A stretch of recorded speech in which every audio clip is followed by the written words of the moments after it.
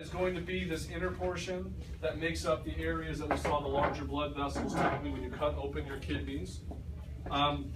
Inside the cortex is where you'll find the filtering structures that we'll talk about, the nephrons on the model. The next two parts of the model show that a little bit better, so we'll come back to that. So the afferent arteriole, the efferent arteriole, and the nephron we'll see in a second. The medulla, again, is the deeper portion, and inside here there are several blood vessels to identify. They only show the arteries in most of the areas, but over here you do have the veins. Instead of being blue, they're kind of a grayish color.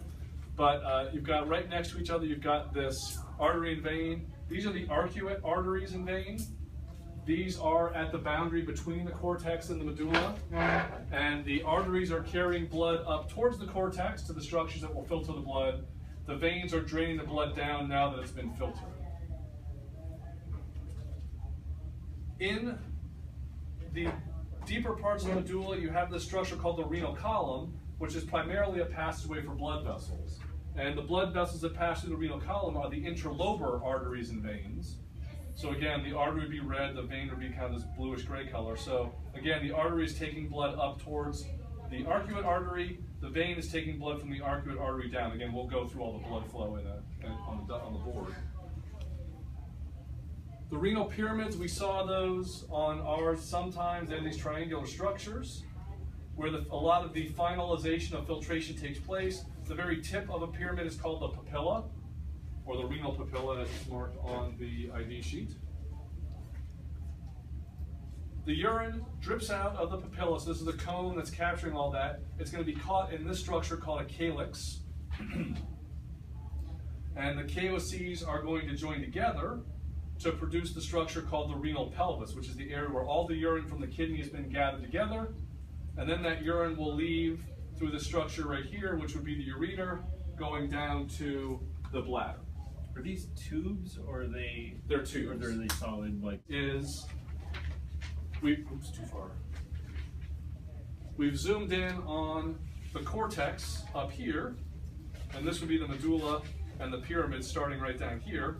The structures that we're looking for are a structure called nephrons. The nephron is the actual structure that does the filtering of the blood. They're microscopic. There are several million of them in each kidney. They decline with age, as all things do.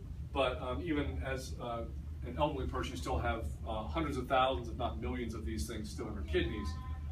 Again, their job is to actually filter the blood, and the process of filtering the blood depends on the blood getting there, and we'll talk about that. When the blood flows in, you have this sort of oval or round structure called the Bowman's capsule.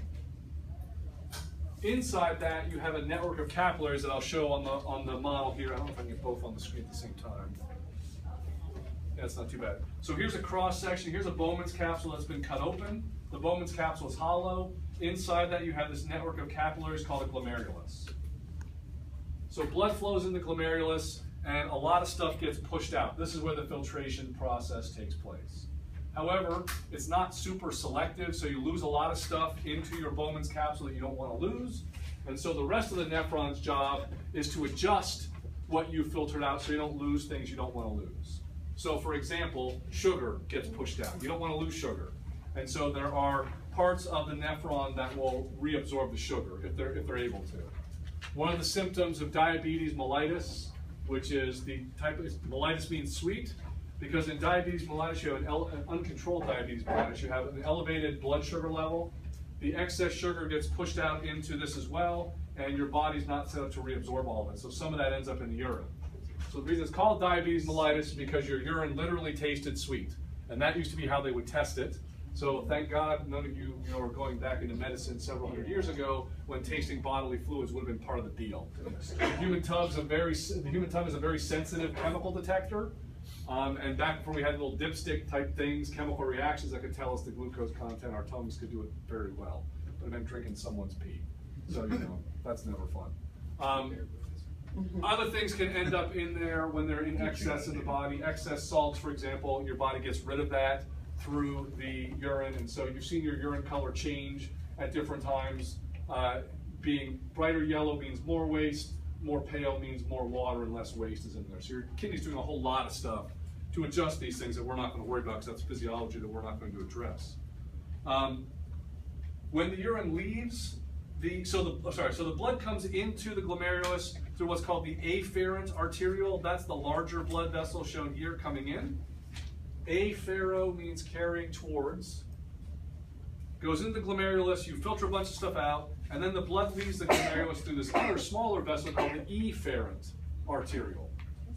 Efferent means carrying away. So efferent is going, and that's on the kidney, the cortex part of the ID sheet. It has the afferent and efferent arterioles.